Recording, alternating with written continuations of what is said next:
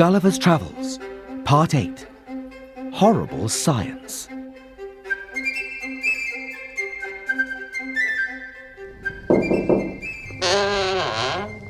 Yes? We're here to look around the academy. I'm Lady Minody, and this is Dr. Gulliver from England. England! A land of great mathematicians and astronomers. Isaac Newton. Now here's the talk of the academy at the moment with his theory of gravity. Is it true that it was an apple falling on his head that gave him the idea? I believe so.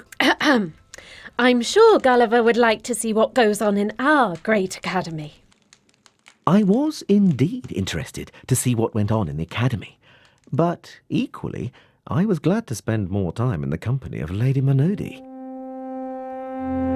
She was a delightful companion, not ignorant as the king had described her.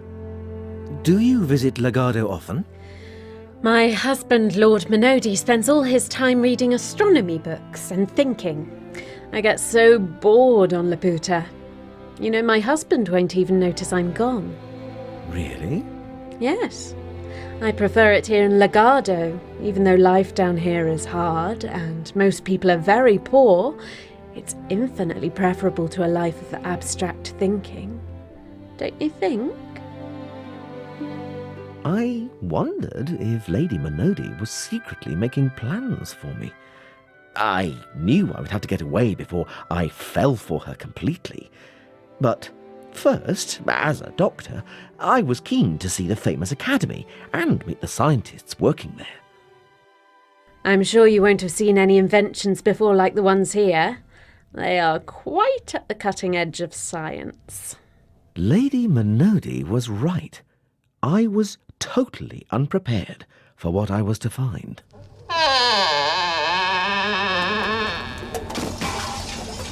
Interesting experiment going on here. The room we entered had a huge pile of cucumbers in the middle. A woman, covered in soot and with scorched hair, was holding half a cucumber in her hand. The other, blackened half, was on the floor. And what is your project? I'm extracting sunbeams from cucumbers. I'm sorry.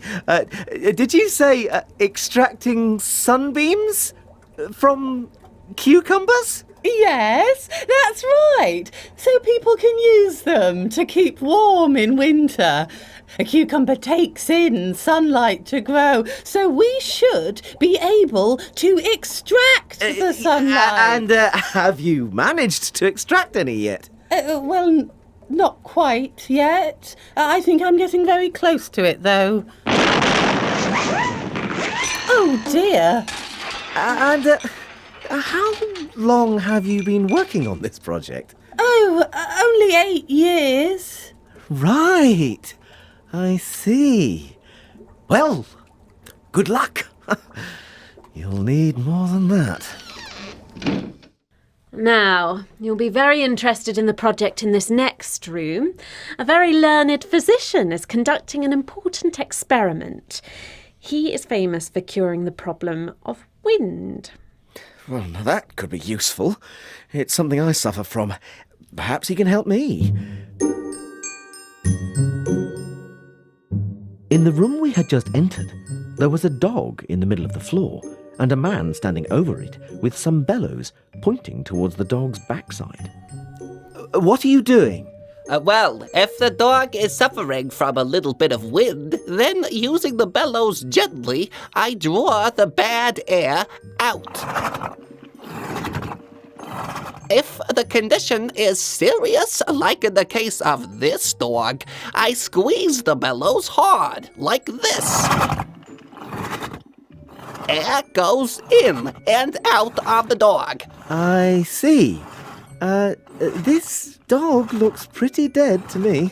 Oh, is he?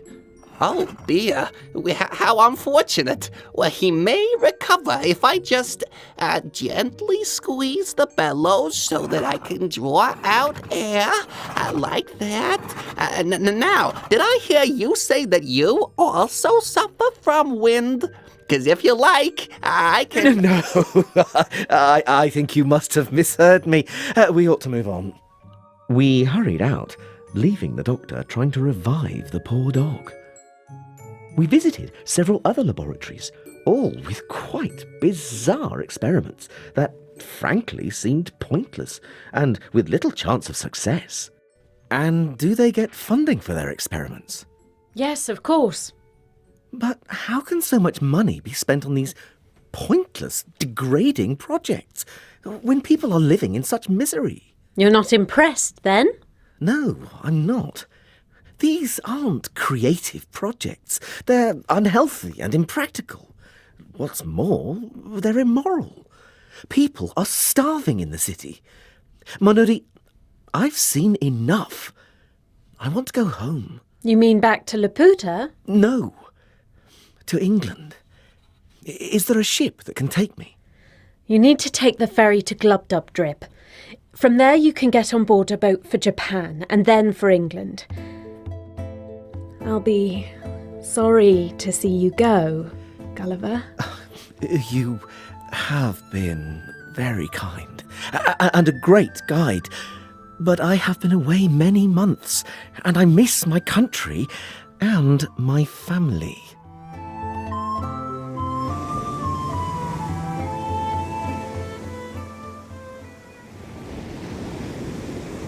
So I left the beautiful Lady Minori and sailed first to Glubbdubdrib, which she had forgotten to tell me was a land of magicians. I had several adventures there, which are quite another tale. From Glubbdubdrib, I went to Japan and boarded a ship to England. It was wonderful to be reunited with my wife and children. I knew, though, that it wouldn't be long before sea life would tempt me once again. Little did I know that even more dangerous adventures lay ahead of me.